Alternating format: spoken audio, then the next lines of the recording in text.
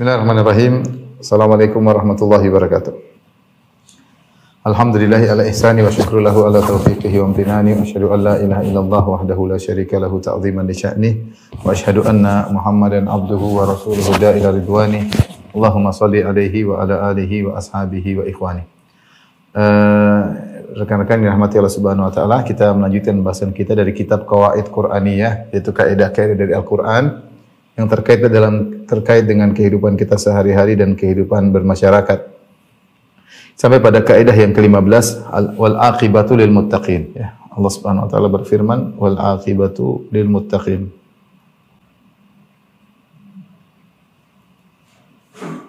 Kesudahan yang baik hanya untuk beriman, adalah untuk orang-orang bertakwa.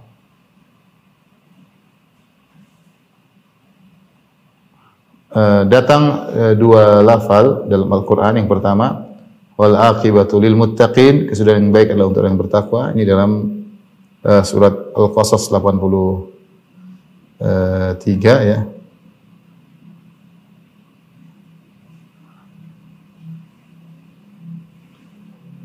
Dalam surat Al-Qasas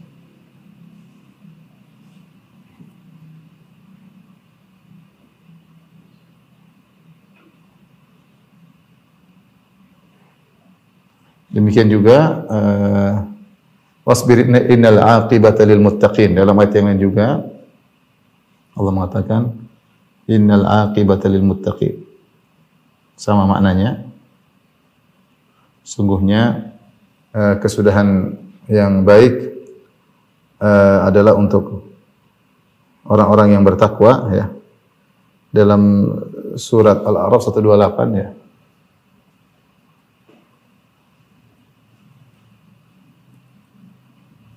Kemudian juga dalam surat Toha Allah mengatakan wal aqibatu littaqwa. Kata Allah wal aqibatu littaqwa.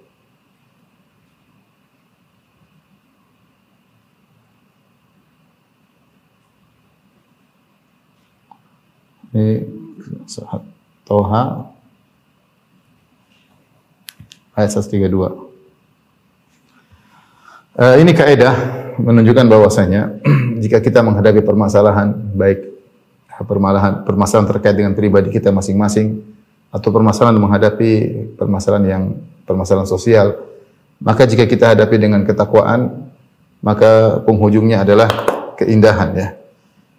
Adapun ayat-ayat tersebut kita akan bacakan ya, di antaranya dalam surat Al-Qasas 83 Allah Subhanahu wa taala berfirman tentang Qarun ya, inna Qaruna kana min qaumi Musa fabagha alaihim. Tentang Qarun yang merupakan salah satu dari pengikut Nabi Musa, kaumnya Nabi Musa, tapi dia melakukan kezaliman. Allah berikan dia kenikmatan yang begitu banyak ya. Saking banyaknya sehingga akhirnya menjadikan dia sombong dan angkuh. Jadikan sombong dan angkuh. Setelah itu kemudian Allah Subhanahu wa taala membenamkan dia, fa khasafna bihi wa bidarihil ard ya. Kami benamkan dia ya, dan kami benamkan rumahnya, kekayaannya dalam bumi ya. Dan itulah kesudahan bagi orang-orang yang tidak bertakwa. Setelah itu Allah Subhanahu wa taala menyebutkan tilka darul akhiratu naj'aluha lil ladzina la yuriduna uluwan fil ardi wala fasadan wal aqibatu lil muttaqin. Itulah surga darul akhirat. Kami jadikan darul akhirat tersebut, surga itu hanya untuk orang-orang yang tidak menghendaki ketinggian, kesombongan, dan tidak ingin menghendaki kerusakan di atas muka bumi. Wal aqibatu lil muttaqin, dan kesudahan yang terbaik bagi orang-orang yang bertakwa. Jadi ayat ini mengajarkan tentang kisah Qarun ini, yang Qarun yang kaya raya, kemudian sombong, kemudian Allah benamkan dalam bumi. Kemudian Allah berbicara kepada orang-orang yang tidak diberikan kenikmatan seperti Qarun. Allah mengatakan bahwasanya akhirat itu hanya untuk orang-orang yang tidak ingin ketinggian. Tilka darul akhirah naj'aluha lil ladzina la yuriduna uluwan fil ardi wala fasadan. Surga tidak cocok bagi orang yang sombong, yang angkuh, yang ingin menonjol dibandingkan yang lain, ingin ditinggikan oleh yang lain, itu sombong. Dan juga tidak cocok bagi orang yang ingin kerusakan di atas muka bumi. Setelah itu Allah berkata, wal aqibatu lil muttaqin, bahwasanya kesudahan yang terbaik adalah bagi orang-orang yang bertakwa. Nah, kesudahan yang terbaik itu kalau di akhirat jelas orang bertakwa dia akan mendapatkan kesudahan yang terbaik. Di bumi pun demikian. Jadi kesudahan yang baik itu bukan Allah janjikan bagi orang yang bertakwa bukan cuma untuk di akhirat saja. Di bumi jika di dunia ini jika seorang menghadapi permasalahan dengan ketakwaan, ya seperti contohnya kaum Nabi Musa yang miskin. Mereka tidak kaya seperti Qarun, tapi mereka bersabar. Mereka bersabar maka Allah akan berikan kesudahan yang baik bagi mereka. Allah akan berikan kebahagiaan meskipun tidak dengan kekayaan. Yakinlah bahwasanya kesudahan yang baik bagi orang-orang yang bertakwa dalam menjalani kehidupan, apalagi penghujungnya, apalagi diberi anugerah husnul khatimah. Yang penting dia menghadapi ketakwaan, menghadapi permasalahan dengan ketakwaan. Jangan sampai seperti Qarun yang sombong dan angkuh dan penghujungnya adalah buruk di dunia apalagi di akhirat kelak. Kemudian ayat yang lain ya. Dalam surat Al-A'raf ya.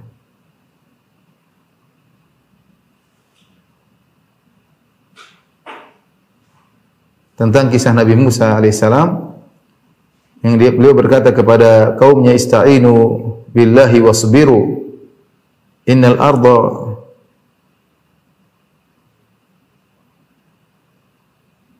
ista'inu billahi wasbiru innal arda lillahi yurithuha may yasha'u min ibadi wal aqibatu lil muttaqin. Ini tentang surat Al-A'raf ayat 128 tentang nasihat Nabi Musa kepada kaumnya ketika kaumnya disiksa oleh Fir'aun sampai disebutkan ada yang mengatakan 100 tahun, ada yang mengatakan 200 tahun, ada yang mengatakan 400 tahun. Itu sejak zaman Nabi Yusuf alaihissalam meninggal sampai lahirnya Nabi Musa dan menjadi dewasa. Jarak antara sejarah Nabi Yusuf sampai Nabi Musa ada khilaf di kalangan para ahli sejarah. Bahkan di kalangan para Bani Israel. Pendapat yang paling panjang mengatakan jarak antara wafatnya Nabi Yusuf alaihissalam sampai terusirnya Fir'aun adalah sekitar 400 tahun. Jadi mereka mengalami penindasan ratusan tahun. Sampai akhirnya Allah Subhanahu wa taala mengutus Nabi Musa untuk menyelamatkan mereka. Dan selama itu, selama mereka ratusan tahun, mungkin 200 tahun, 300 tahun dijajah oleh Fir'aun dan bala tentaranya, mereka tidak menghadapi dengan ketakwaan. Sampai akhirnya Allah utus Nabi Musa dan Nabi Musa ajarkan kepada mereka tentang bagaimana bertakwa dalam menghadapi ujian hidup. Maka Allah kisahkan nasihat Nabi Musa kepada mereka. Kata Allah, qala Musa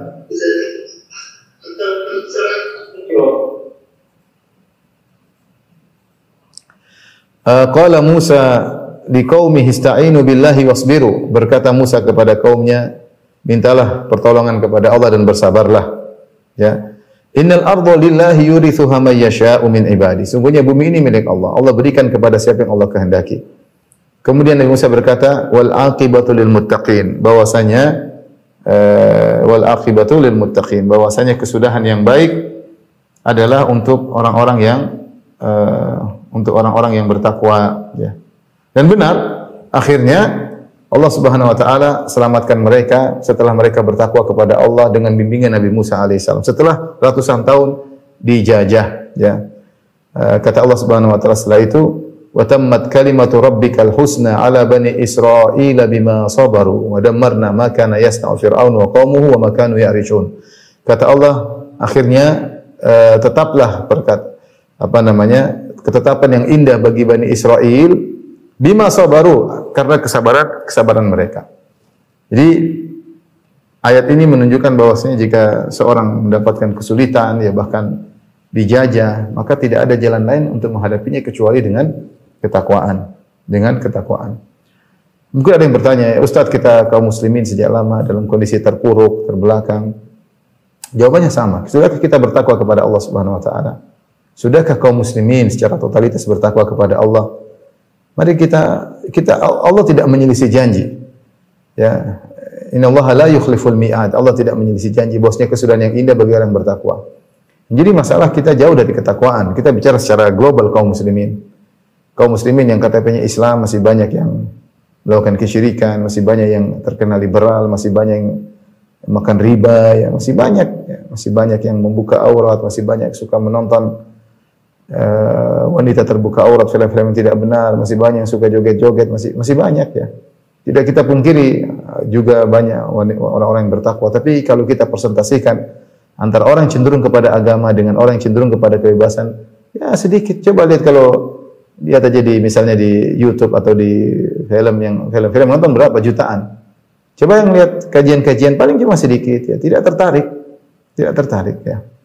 Terus kita ingin mengatakan bagaimana kita keluar dari keterpurukan. Ya, kita sendiri harus butuh takwa. Karena Allah tidak menyelisih janjinya. Allah yang mengatakan wal aqibatu lil muttaqin. Kesudahan yang indah bagi orang yang bertakwa. Wal aqibatu lil muttaqin ya. Dan ketika Allah menyebutkan dua ayat ini semuanya terkait dengan kesulitan ya. Lihatlah bagaimana kaum Nabi Musa yang tidak seperti Qarun yang mereka hidup sederhana. Tapi Allah ingatkan jangan seperti Qarun yang hidup kaya, sombong, angkuh, tidak bertakwa, kesudahannya buruk di dunia belum lagi di akhirat. Tapi sabarlah kalian, bertakwalah kalian, maka kesudahan yang indah bagi orang yang bertakwa. Demikian juga kisah Nabi Musa terkait dengan orang-orang yang dijajah oleh Bani Israel, yang dijajah oleh Fir'aun sampai ratusan tahun. Mereka tidak bisa keluar daripada penjajahan tersebut kecuali dengan ketakwaan, ya. Makanya bagaimana perkataan Nabi Yusuf alaihissalam? Nabi Yusuf alaihissalam ya, ketika diuji oleh Allah Subhanahu wa taala dengan berbagai macam ujian ya. Dan akhirnya dia menjadi seorang yang hebat, menjadi pembesar di kota Mesir. Ketika bertemu dengan kakak-kakaknya yang dahulu menzaliminya, yang melemparkannya dalam sumur, yang menjualnya sebagai budak, ya. Nabi Yusuf berkata, "Innahu may yattaqi wa yasbir, fa innallaha la yudhi'u ajral muhsinin." Kata Nabi Yusuf alaihissalam, sungguhnya siapa yang bertakwa dan bersabar, sungguhnya Allah tidak akan menyia-nyiakan orang-orang yang berbuat ihsan. Kata para ulama, Nabi Yusuf alaihissalam berbuat ihsan, bersabar dan bertakwa dalam setiap ujian yang dia hadapi. Ketika dia dihasati di rumahnya oleh kakak-kakaknya, dia bersabar dan bertakwa. Dia yakin dia memiliki sifat ihsan, dia meyakini Allah Maha melihat apa yang dia lakukan. Ketika dia dilemparkan dalam sumur, dia hadapi dengan sabar dan ketakwaan. Dia tidak ngamuk-ngamuk, tidak berkelahi sama kakaknya, dia sabar menghadapinya. Dia tahu itu ujian dari Allah Subhanahu wa taala. Ketika dia dijual jadi budak, yang dijual adalah kakak-kakaknya. Bagaimana pilu hati seorang adik kecil, kemudian dijual oleh kakak-kakaknya sebagai budak, kemudian uangnya dimakan oleh kakak-kakaknya. Tapi dia menghadapinya dengan sabar dan takwa dan berbuat ihsan. Ya. Kemudian akhirnya ketika dirayu untuk berzina oleh wanita istri menteri yang sangat cantik jelita, Nabi Yusuf alaihissalam menghadapinya dengan sabar dan takwa. Dengan sabar dan takwa ya. Kemudian ketika dia di penjara pun demikian, dia hadapi dengan sabar dan takwa. Sehingga akhirnya dengan perjalanan yang panjang tersebut, ujungnya beliau menjadi seorang bangsawan yang dihormati oleh Raja Mesir. Dan Nabi Yusuf berkata, "Innahu may yattaqi wa yasbir fa innallaha la yudhi'u ajral muhsinin." Sungguh siapa yang bersabar dan bertakwa, Allah tidak akan menyia-nyiakan ganjaran bagi orang yang berbuat ihsan. Dan ingat, ganjaran orang bertakwa itu bukan cuma di akhirat saja. Jangan sampai kita suudzon kepada Allah Subhanahu wa taala. Allah berikan kemudahan di dunia. Wa may yattaqillaha yaj'al lahu makhraja. Siapa yang bertakwa kepada Allah, Allah berikan jalan keluar baginya. Wa yarzuquhu min haitsu la yahtasib. Dan Allah berikan dia rezeki dari arah yang tidak dia sangka-sangka. Ini dua ayat dalam surat Al-Qasas 83 dan surat Al-A'raf 128. Dalam konteks ayat yang lain,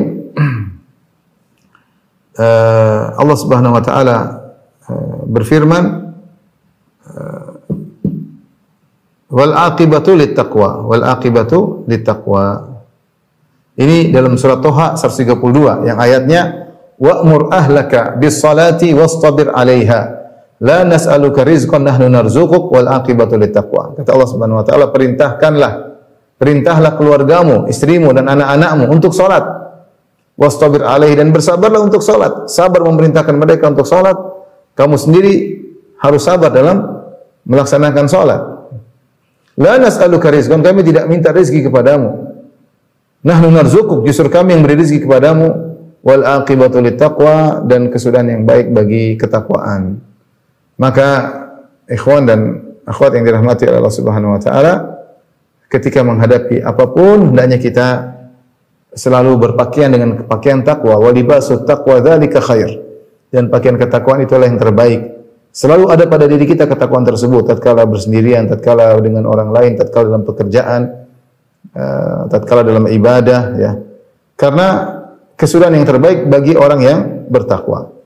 Tapi jika dia menghadapi permasalahan tanpa takwa, kelihatannya dia akan meraih keberhasilan yang baik, namun ujungnya akan keburukan. Ujungnya dia akan meraih keburukan. Beda dengan orang yang menghadapi permasalahan dengan ketakwaan, ya.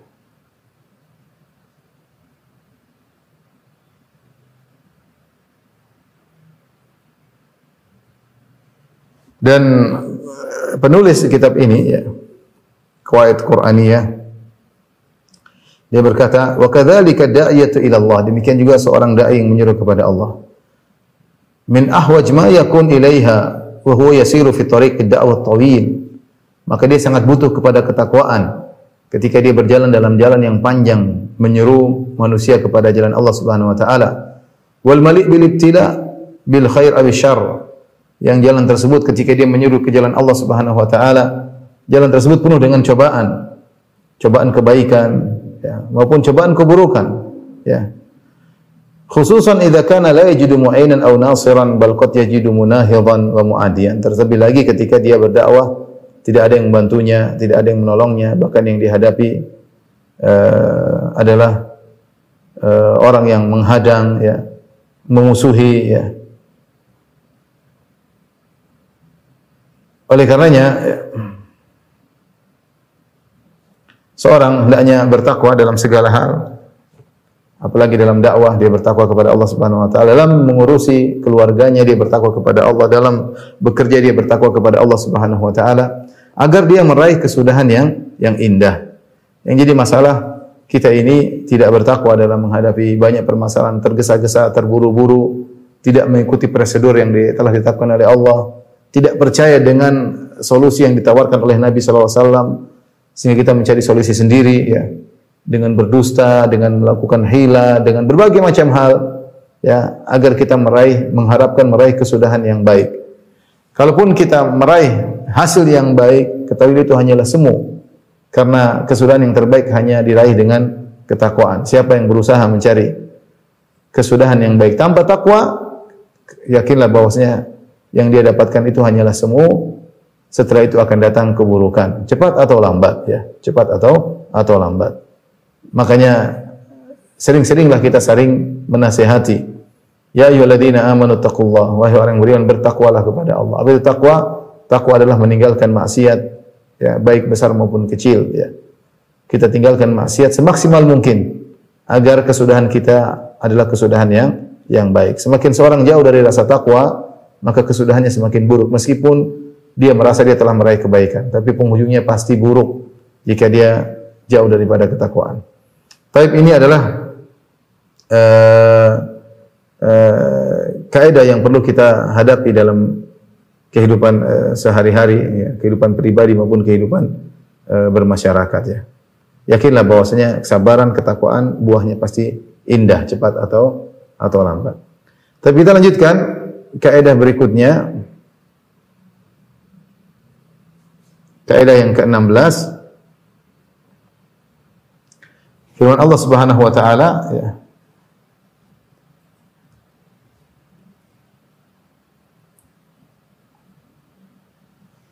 Qul la yastawi al-khabithu wa tayyib. Firman Allah Subhanahu wa taala, Qul la yastawi al-khabith wa tayyib.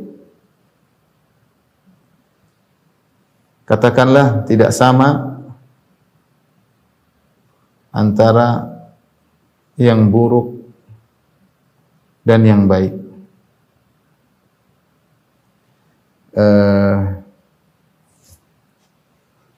Dalam surat Al-Maidah ayat 100. Al-Maidah ayat 100.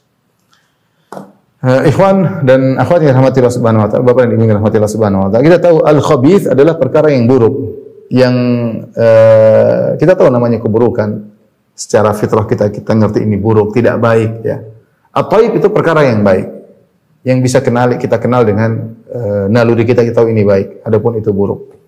Maka Allah mengingatkan, ya, jangan terpedaya dengan yang buruk, ya.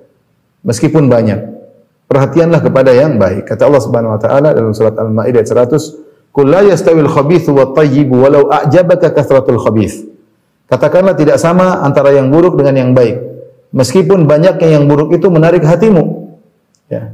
Banyak itu menarik hati. Fattaqullaha, bertakwalah kepada Allah. Ya ulil albabi la'allakum tuflihun. Wahai orang-orang yang cerdas, semoga kalian beruntung ya.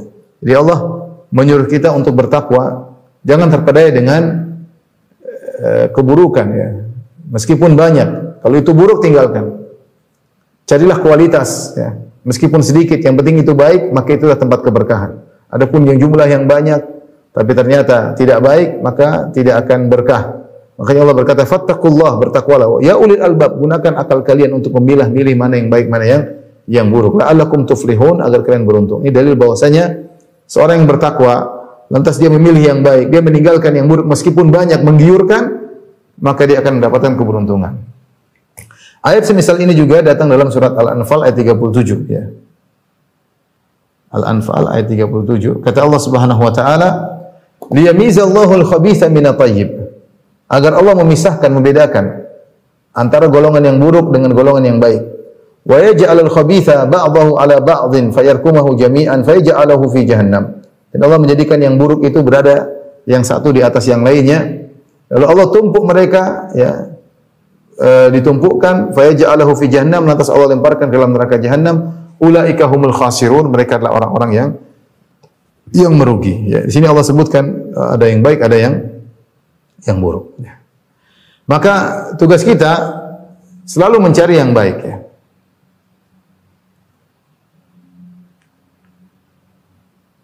Selalu memilih yang baik.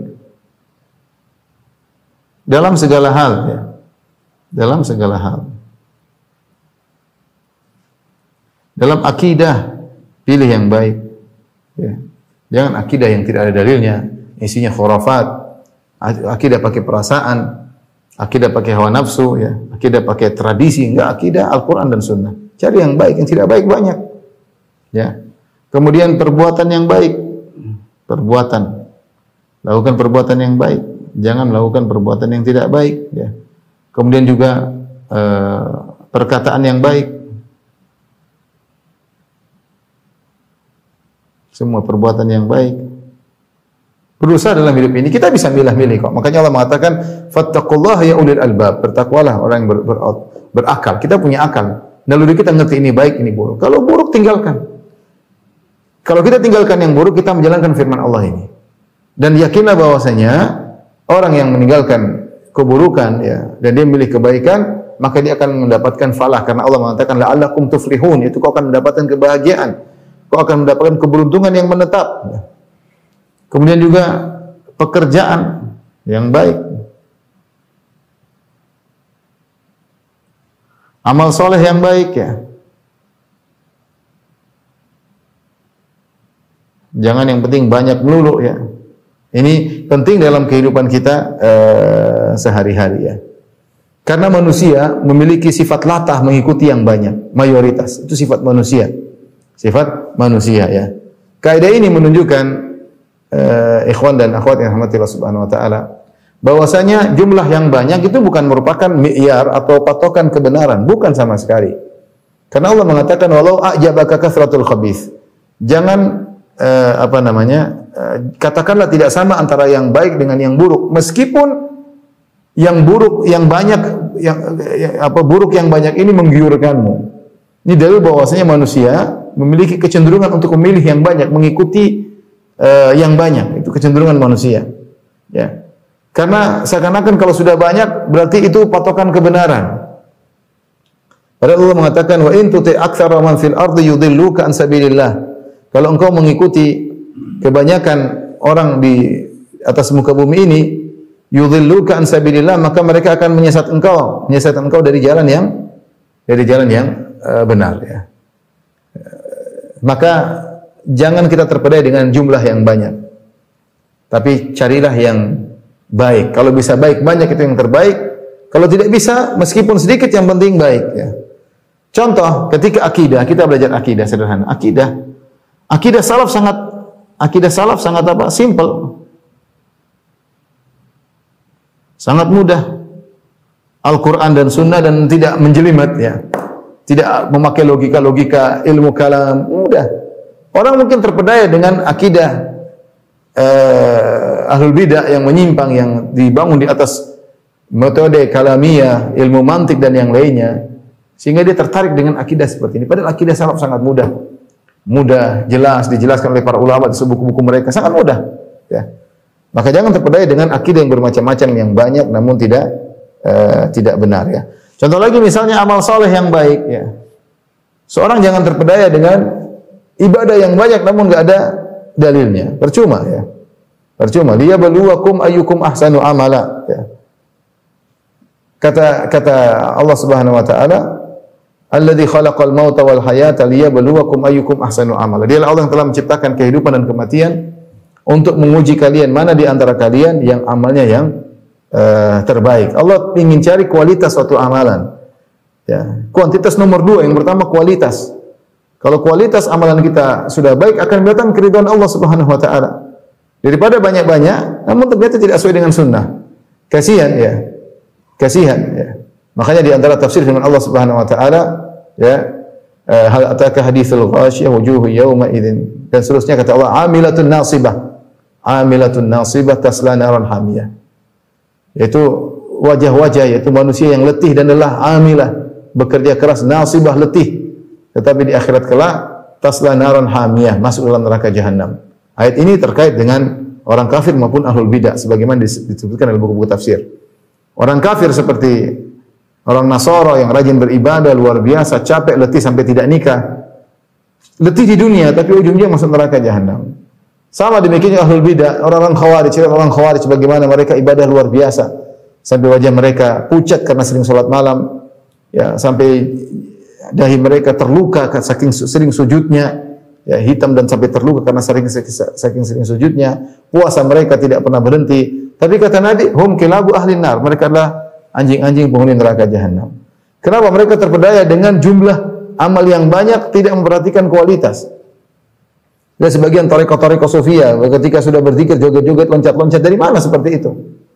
Dari mana seperti itu? Maka seorang jangan terpedaya dengan jumlah amal yang banyak. Dia berusaha memperhatikan kualitas. Kalau kualitas sudah baik, dia tambah kuantitasnya. Jadi perhatikan kualitas amal yang paling penting. Karena saya katakan tadi, manusia punya sifat tertarik pada yang banyak-banyak, latah, ya, ikut yang banyak-banyak. Semua orang begitu, ini ikut. Ya. Namun ingat, jangan terpedaya dengan yang banyak ya. Qul hal la yastawil khabith wal thayyib walau a'jabaka kathratul khabith. Tidak sama antara yang baik dengan yang buruk, meskipun yang buruk tersebut banyak dan buat engkau tertarik ya. Kemudian contoh yang paling penting juga dalam kehidupan ini adalah pekerjaan yang baik, hasil yang halal. Hati-hati, Allah Subhanahu wa taala telah menyampaikan, ya ayuhan nas kulu mimma fil ardi halalan thayyiba. Wahai manusia sekalian, makanlah dari atas muka bumi ini yang halal dan thayyib. Wala tattabi'u khutuwati syaitan, jangan kalian ikuti langkah-langkah syaitan. Allah juga berfirman, ya ayyuhar rusulu kulu minat thayyibati wa'malu salihah. Wahai orang yang beriman, wahai para rasul, makanlah yang baik-baik dan beramal salihah. Inni bima ta'maluna alim, aku mengetahui apa yang kalian lakukan. Nah, kita ini kalau sudah bicara transaksi, ada transaksi yang menghasilkan banyak, kita semangat, padahal kita tahu riba mungkin di situ. Situ ada penipuan, situ ada ada hilah ya. Ada penipuan ya, ada ketidakjujuran ya, ada menjual barang yang haram, meskipun menarik, menggiurkan, ya jangan kalau memang itu buruk, maka jangan diikuti ya. Subhanallah, sebagian orang datang kepada saya bertanya, Ustaz, saya mau bikin ini Ustaz, miliaran, ternyata haram. Ya sudah, saya bilang jangan. Berapa orang datang kepada saya seperti itu? Ada yang saya mau beli ini Ustaz, kalau dijual untungnya miliar, saya bilang haram, jangan, ditinggalkan. Jangan kau terpedaya dengan jumlah yang haram yang banyak tersebut. Kelihatannya kau beruntung, tapi lihat ujungnya nanti buruk bagimu. Ujungnya buruk bagimu, cepat atau lambat. Yang dikhawatirkan keburukan tersebut melandamu sampai penghujung hayatmu, itu yang jadi masalah kalau kau tidak segera bertobat kepada Allah Subhanahu wa taala. Karena kalau kita menengok kepada jumlah yang banyak, kita semangat, banyak hal yang mau kita yang mau kita lakukan, keuntungan-keuntungan yang banyak ya.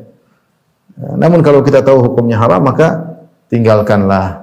Sampai-sampai jangankan kita melakukan transaksi haram, transaksi yang halal saja terkadang masih tercampur dengan hal-hal yang tidak benar ya. Padahal jual beli barang yang halal, tapi terkadang-kadang ada sesuatu yang disembunyikan, terkadang. Makanya Nabi SAW ingatkan, kata Rasulullah SAW, ya ma'asyarat tujjar, wahai para pedagang sekalian, inna syaitana wal ithma yahdhuranil bai', sungguhnya syaitan dan dosa hadir dalam transaksi kalian. Fashubu bai'akum bisadaqah, maka campurkanlah jual beli kalian dengan sedekah. Kita tahu susah kita zaman sekarang, tidak semua orang bisa melakukan transaksi dengan halal 100%. Kadang masih tercampur ini, kadang yang dijual 99 item halal, ada satu item yang tidak halal. 99 item halal, ada satu yang haram. Ya. Jadi masih bercampur ya, masih bercampur. Dia tidak bisa melakukan yang murni 100%. Maka bagaimana solusinya? Nabi SAW mengajarkan untuk banyak bersedekah, sehingga akan mengangkat hal-hal yang syubhat-syubhat tersebut. Jadi jangan terpedaya dengan hasil yang banyak kalau ternyata haram. Jangan para pedagang ya. Transaksi ini menguntungkan, menggiurkan. Haram diterjang, dilakukan, jangan. Ingat bahwasanya siapa yang berusaha mencari yang baik, la'allakum tuflihun, semoga kalian beruntung akan meraih kebaikannya. Demikian juga misalnya dakwah, dalam dakwah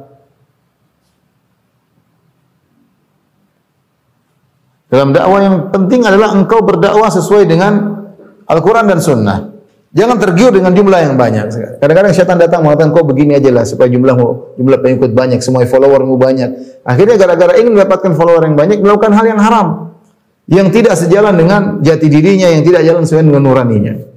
Demi apa? Demi agar follower banyak ya. Terpedaya dengan jumlah yang banyak. Jumlah banyak itu adalah saya katakan suatu fitnah. Orang senang dilihat oleh banyak orang, diikuti oleh banyak orang, tapi jangan kau cari hal tersebut, jangan kau cari ketenaran, jangan kau cari popularitas, terutama para dai. Kalau Allah kasih popularitas, bersabar, itu ujian. Tapi tidak perlu kau cari popularitas, apalagi dengan cara-cara yang haram, cara-cara yang haram. Berdakwah akhirnya yang haram dihalalkan, ya. Supaya pengikutnya banyak. Ketika ada yang haram, dia tidak berani mengatakan haram, dia diam aja. Supaya apa? Supaya pengikutnya banyak. Ya. Supaya pengikutnya banyak ya. Dan ini bahaya ya. Ya, ini bahaya ya. Akhirnya berdakwah dengan cara-cara yang haram, yang tidak sesuai dengan syariat, sesuai dengan selera anak muda, berdakwah sesuai dengan selera masyarakat.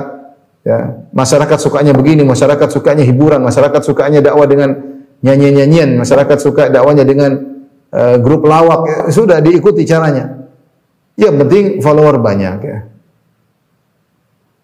Masyarakat suka kalau seorang dai yang tipenya seperti artis, selalu tampil, selalu menunjukkan privasinya. Jangan ikuti. Ya. Jangan ikuti. Benar follower banyak, tapi yang Allah lihat adalah yang berkualitas, bukan sekedar jumlah yang banyak. Hati-hati, karena jumlah yang banyak itu membuat seorang ngiler, ingin jumlah yang banyak, sehingga akhirnya bisa merubah ya jati dirinya, bisa merubah idealisnya ya. Jadi inilah perkara yang hendaknya kita perhatikan. Jangan terpedaya dengan jumlah yang banyak, kalau itu buruk. Hendaknya seorang fokus pada hasil yang baik, yang thayyib ya. Makan dari hasil yang baik, jangan berbangga-bangga ternyata hasilnya buruk ya. Apalagi tadi masalah makanan, yang penting sedikit tapi berkualitas, berkah daripada banyak namun tidak berkah, yang akan dirasakan keburukannya cepat atau lambat. Apalagi makanan yang kita makan akan tumbuh menjadi daging kita. Kata Nabi sallallahu alaihi wasallam, kullu lahmin nabatan suhtifan naru aula bihi. Setiap daging yang tumbuh dari harta yang haram, maka lebih utama untuk dibakar oleh api neraka. Baik, ini mungkin ikhwan dan akhwat yang rahmati Allah Subhanahu wa taala, dua kaidah yang saya sampaikan pada kesempatan kali ini ya. Yang pertama, hendaknya kita senantiasa bertakwa. Kita dalam hidup ini tidak akan terlepas dari permasalahan. Permasalahan keluarga, permasalahan dengan tetangga, mungkin dengan teman, mungkin dengan perusahaan, dengan bos, dengan anak buah. Ya, hadapi selalu dengan ketakwaan. Karena itu akan menjadi solusi. Lihat prosedur Islam bagaimana menghadapi seperti ini. Ikuti prosedur tersebut. Meskipun orang ngomong apa, ikuti prosedur tersebut. Prosedur jalani, bertakwa, minta tolong kepada Allah, insya Allah ujungnya bagus. Insya Allah ujungnya bagus. Meskipun katanya di awal buruk, tapi insya Allah ujungnya bagus. Dalam masalah keluarga, jangan lupa dengan ketakwaannya. Tapi kalau dia tidak bertakwa, kelihatannya hasilnya bagus, ujungnya buruk. Demikian juga kaidah yang berikutnya, yang terakhir tadi yang saya sebutkan, jangan terpesona dengan jumlah yang banyak. Betapa sering jumlah yang banyak ternyata buruk. Ya, ternyata buruk, makanya peminatnya banyak ya. Jangan gara-gara kita terpedaya dengan jumlah yang buruk akhirnya kita melanggar syariat. Wallahu taala alam bisawab. Sampai di sini saja kajian kita. Insyaallah kita lanjutkan pada pertemuan berikutnya. Kurang lebih mohon maaf. Wabillahi taufiq wal hidayah. Assalamualaikum warahmatullahi wabarakatuh.